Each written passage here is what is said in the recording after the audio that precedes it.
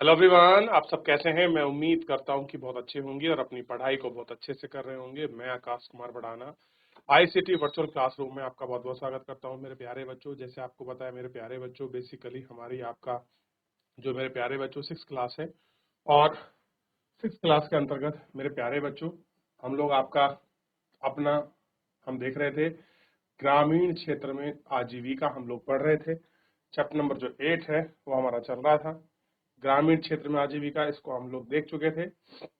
कल हमने देखा कि बाप के तुलसी ने कैसे अपनी कहानी को व्यक्त किया था। बताइए, तुलसी की कहानी तक हम लोग पढ़े थे ना? यहाँ तक कोई डाउट, कोई क्वेरी किसी भी बच्चे का तुलसी की कहानी से संबंधित?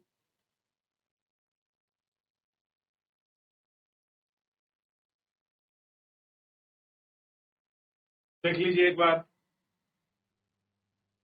कोई डाउट किसी का?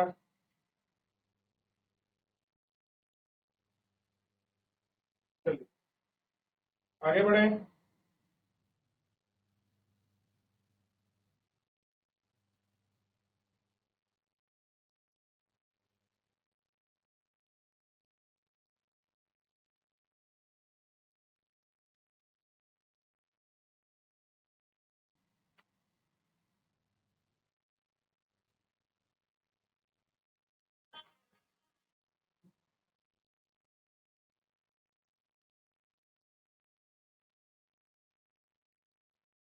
चलिए अब देख रहे हैं, इतना हम लोग इसमें देख चुके थे। क्लियर है?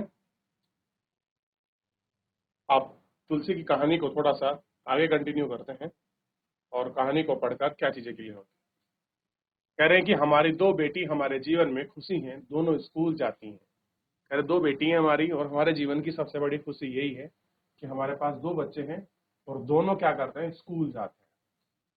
पिछले साल बेटी बीमार पड़ गई तो उसे शहर में अस्पताल में आपका ले जाना पड़ा। उसके इलाज के लिए रामलिंगन से क्या लिया, उधार। उधार लिया।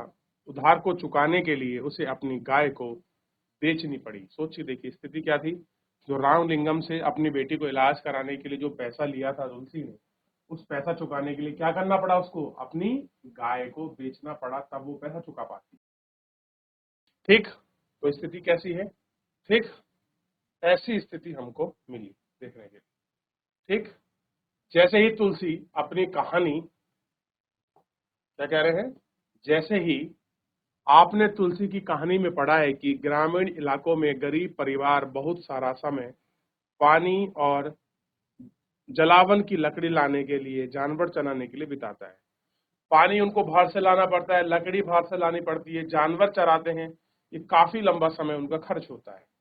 इन कामों से कोई पैसा नहीं मिलता, लेकिन गरीब परिवारों में ये काम बहुत महत्वपूर्ण हो जाते हैं। कह रहे हालांकि इनका कोई काम करने का इनको पैसा थोड़ी मिलता है।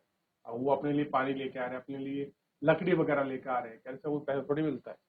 ठीक, अब देखिए, जो थोड़ा पैसा कमाते हैं उससे क्या होता है, गुजारा नहीं होता।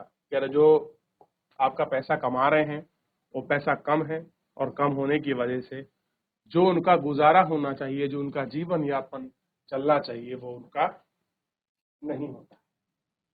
क्लियर है? ये हमको दिखाई।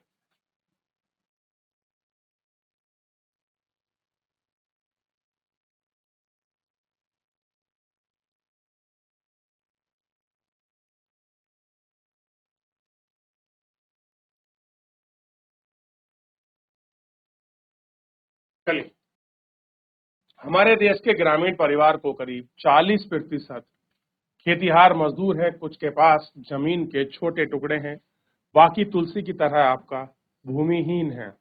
कई बार पूरे साल उन्हें काम नहीं मिल पाता। मजबूरन काम की खोज में उन्हें दूर दराज के इलाकों में जाना पड़ता है। इस तरह से पलायन में विशेष मौसम में ही पलायन होता है। कह रहे काम नहीं है, दूसरी जगह काम को ढूंढने जाएंगे, एक जगह से दूसरी जगह, और यही वजह है कि उनका पलायन कैसा होता है, बढ़ता है। यही वजह से आप देखेंगे जो पलायन है हो रहा है। क्लियर है? चलिए।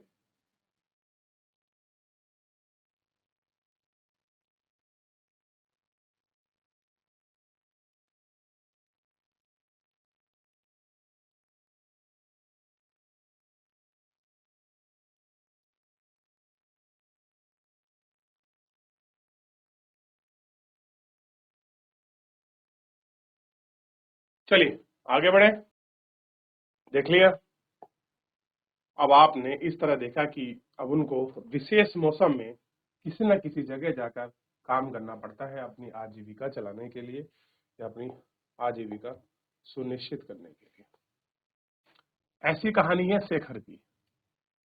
हमें यह धान अपने घर ले जाना है। मेरे परिवार अभी भी फसल की कटाई पूरी की है। हमारे पास बस 2 एकड़ जमीन है। हमारे खेत का सारा काम खुद ही कर लेते हैं। कई बार मैं कटाई के समय एक दूसरे के किसान की मदद लेता हूँ और बदले में उसके खेत में कटाई करवा देता हूँ। अब होता क्या, मिलकर काम। मिलने का कटाई का मतलब समझते हो, तुमने मेरे करवा दी, आपने मेरा काम में हेल्प करी, मैं आपके काम में हेल्प करूंगा। तो ये आम रूप से ऐसा होता है और देखने को ये मिलता है। क्लियर है ये कैसा है?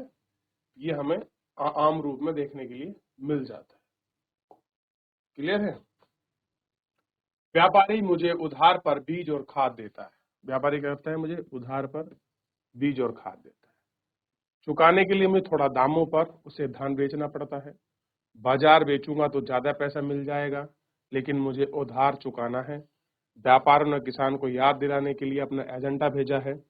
जिन किसानों ने उधार लिया है वे अपना धन बेचेंगे। मुझे अपने खेत का 60 बोरी धान मिला है। मुझे कुछ और अपना उधार चुका लूंगा, बाकी मैं अपना घर ले जाऊंगा। तो कह रहे हैं कि भैया धान भी है, फसल भी चुकानी है, ये काम भी करना है, ये सारी चीजें इस तरीके से मिल जाएंगी।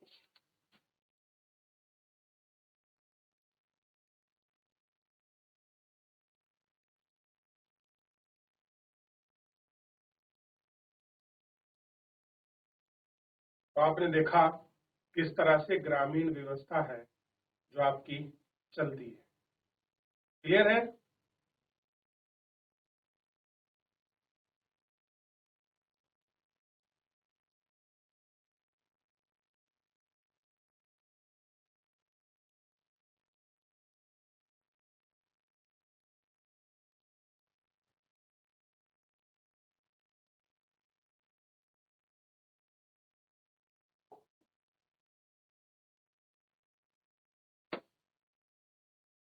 लेकिन मेरे हिस्से में जो आता है वह सिर्फ 8 महीने तक ही चलता है। कह रहे कि भैया जो भी मेरे हिस्से में है, बात यह है जो भी आ रहा है वो सिर्फ 8 महीने ही मेरे हिस्से में चलता है।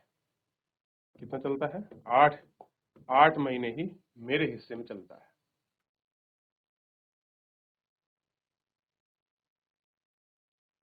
इसलिए मुझे पैसा कमाने की जरूरत पड़ती है। रामलिंगम की चावल की मिल है और वहां मैं पड़ोसी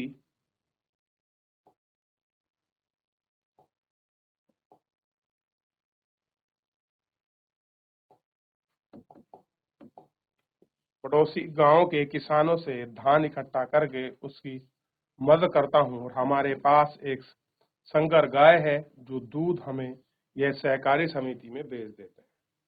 अब कह रहे हैं भैया गाय है, उसी गाय के दम पे हम क्या करते हैं, कुछ कमा लेते हैं, कुछ पैसा मिलता है उसी से, उसी क्या करते हैं, उसी का कुछ अपना करके हम लोग उसको दूध बेच देते हैं सहकारी समिति में।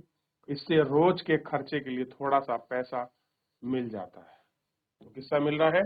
रोज का खर्चे का जो पैसा है वो गाय का दूध बेचकर हमको प्राप्त हो रहा है। ठीक, ठीक है कि नहीं? तो ये है रामलिंगम की कहानी। इस तरीके से धान निकलता है, आप देख सकते हैं।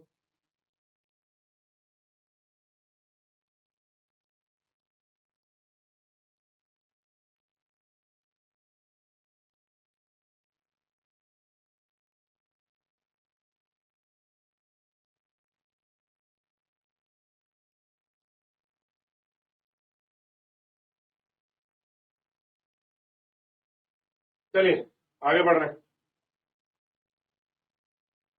देख लिया हमने। अब आगे बढ़ते हैं। कर्ज लेने पर अगर कोई पैसा ले रहा है तब क्या समस्या उत्पन्न होती है, कैसा रहता है उनका समस्या जीवन का। अब देखिए, कर्जा लेने पर जैसे आपने ऊपर पढ़ा है कि कई बार से जैसे किसान जरूरी चीजें खरीदने के लिए कर्जा लेना पड़ता है अक्सर, पैसा, चीज, खाद, कीटनाशक खरीदने के लिए भी साहूकार से कर्जा लिया जाता है। अगर बीज अच्छे किस्म के ना हो, क्या कह रहे हैं, अगर बीज अच्छी किस्म के ना हो तो फसल को कीड़ा लग जाता है और फसल पूरी तरह बर्बाद हो जाती है। बारिश पूरी नहीं होने पर फसल खराब हो सकती है। ऐसी स्थिति में किसान अपना उधार नहीं चुका पाते। कई बार परिवार चलाने के लिए उन्हें पैसा आपको कर्जे पर लेना पड़ता है। जल्द ही आपका कर्जा इतना बढ़ जाता है कि किसान कितना भी कमा ले वह उसे चुका नहीं पाता है। इस स्थिति में कहते हैं कि किसान कर्जे के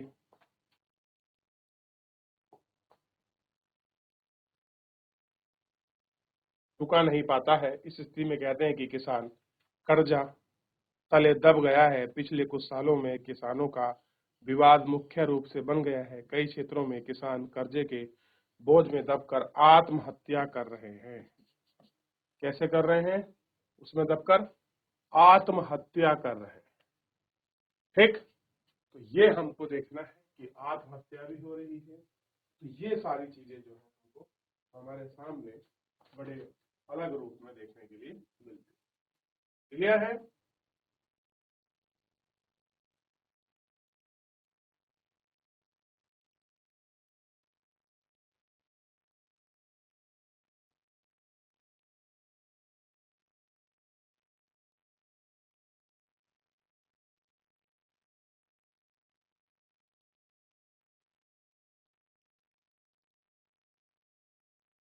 चलिए देखें, अब कहानी पढ़ते हैं रामलिंगन और कम करुथामा की।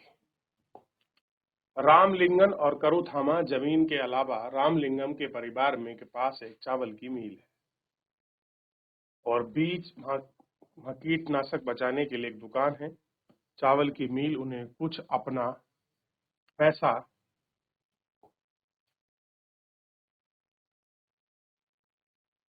पैसा लगाया और थोड़ा सा सहकारी बैंक से कर्जा ले लिया।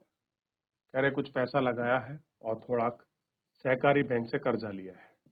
कलपट्टू के आसपास गांव में धान की खेती करते हैं। कैसे हैं? कलपट्टू के आसपास क्या करते हैं? धान की जो खेती है वो करते हैं। मील का चावल आसपास के शहरों में व्यापारी को बेच देते हैं।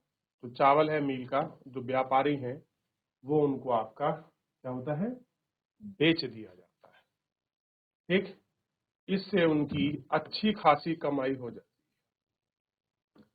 भारत में खेतिहर मजदूर और किसान, भारत में जो खेतिहर मजदूर है, किसान है, उनको देख लेते हैं।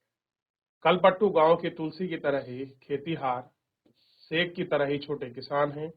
रामलिंगन जैसे बड़े किसान भारत में प्रत्येक प्रत्येक 5 ग्रामीण परिवारों में से लगभग 2 परिवार खेतिहर मजदूर हैं और ऐसे सभी परिवार अपनी कमाई के लिए दूसरों के खेतों पर निर्भर रहते हैं। इनमें से कई भूमिका निभाते हैं। कई के पास जमीन और छोटे टुकड़े हैं। बहुत सौ के पास जमीन है, बहुत सौ के पास जमीन के टुकड़े हैं और इन सबको निभाते हैं। ठीक,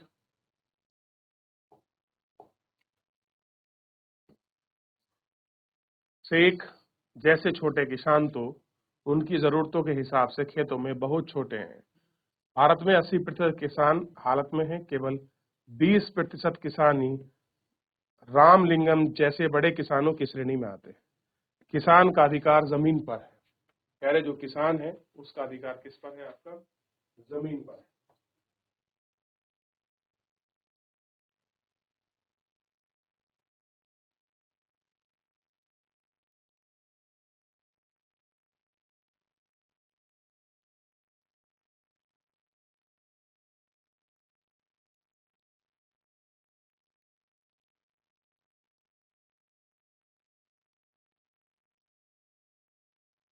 चलिए देख लिया, रामलिंगम की 20 एकड़ जमीन एक हिस्से की रोपाई धान की फसल, तुलसी जैसे खेतियार मजदूर कड़ी मेहनत करके करते हैं। अब ऐसे करके उसकी खेती है 20 एकड़। कितनी बड़ी बात है, बहुत बड़ा किसान है वो, जिसके पास इतनी बड़ी 20 एकड़ लैंड हो। सोच के देखिए, धान की खेती है, काम चल रहा है, रुपाई है, तो कैसा है, बहुत बड़ा किसान है, बहुत बड़ा काश्तकार है। क्लियर है, ये आप देख सकते हैं।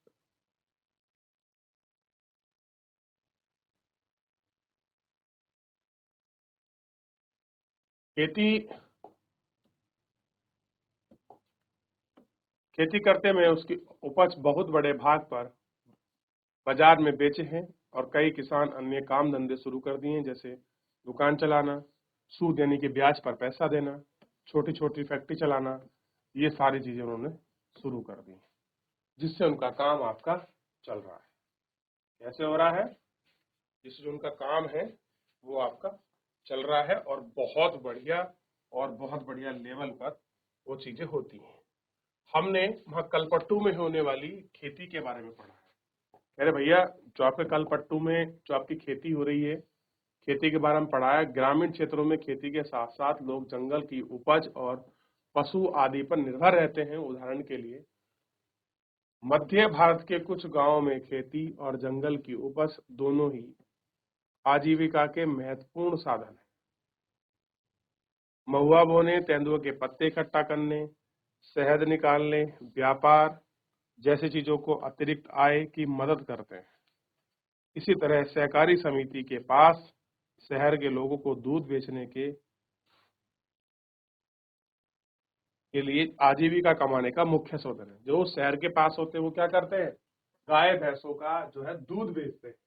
आपने देखा होगा शहर के पास गांव में कितने फायदे, वो लोग सब्जी लगा सकते हैं, कोई दुकान, कोई किस तरह के कार्य, दूध दही इत्यादि वो बेचते हैं, जिससे उनकी क्या है, आजीविका आपकी चलती है। क्या होता है, उनकी आजीविका चलती है।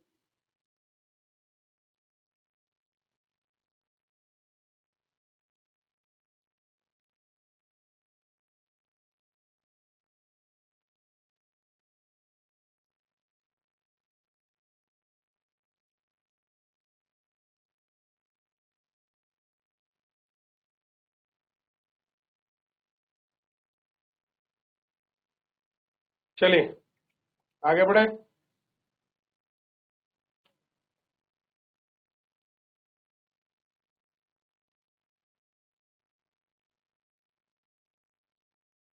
चलिए, शाबाश, आगे बढ़ जाए। चलिए,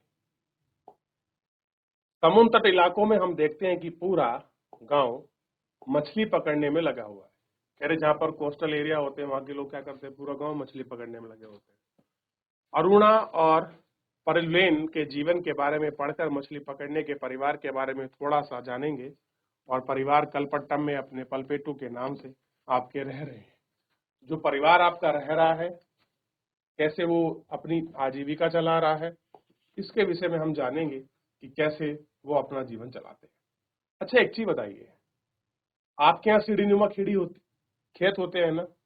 अब यहाँ भी देखिए, यहाँ पर भी सीढ़ी नुमा खेत है। कैसे हैं, सीढ़ी नुमा खेत। आप मुझे बताइए, सीढ़ी नुमा खेत होते कहाँ हैं। तो ये सीढ़ी नुमा खेत जो पहाड़ी इलाके हैं उनमें होते हैं। इस तरह की समानांतर जो आपकी पहाड़ियां होती हैं, उन पर आपका छोटी छोटी आपका सीढ़ी जैसे बनाकर उन पर खेती की जाती है। क्लियर है। तो ऐसे आपको केवल उत्तराखंड में नहीं, हिमाचल, जम्मू कश्मीर, उत्तराखंड और आपका उत्तर पूर्व के जो आपके राज्य हैं, जैसे असम, मेघालय, इन जगह पे भी, और आपके नागालैंड, अरुणाचल प्रदेश, जहां पर जो है आपका हिमालयी विस्तार है, वहां पर ऐसा देखने के लिए मिल जाता है। क्लियर है। चलिए देखिए एक बार।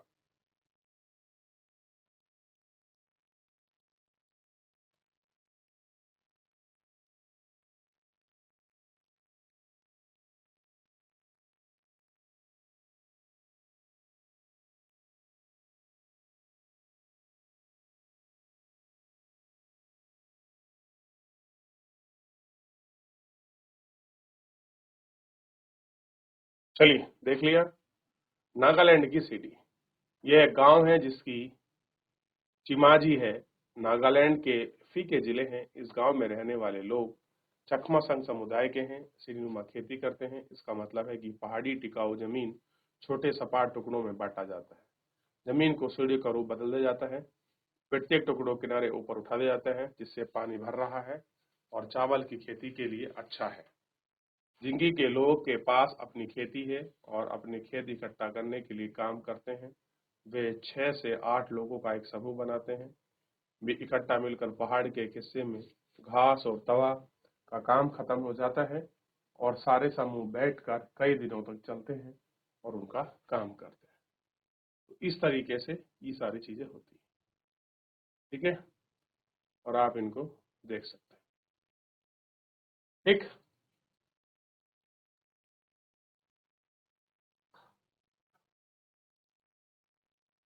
चलिए, तो मेरे प्यारे बच्चों, तो आपने इस तरीके से इनको देख लिया। फिलहाल यहाँ तक कोई डाउट, कोई क्वेरी, कुछ क्वेश्चन हो मुझसे पूछ लीजिए, नहीं तो मेरे प्यारे बच्चों आज के लिए इतना ही। मिलते हैं नेक्स्ट लेक्चर में।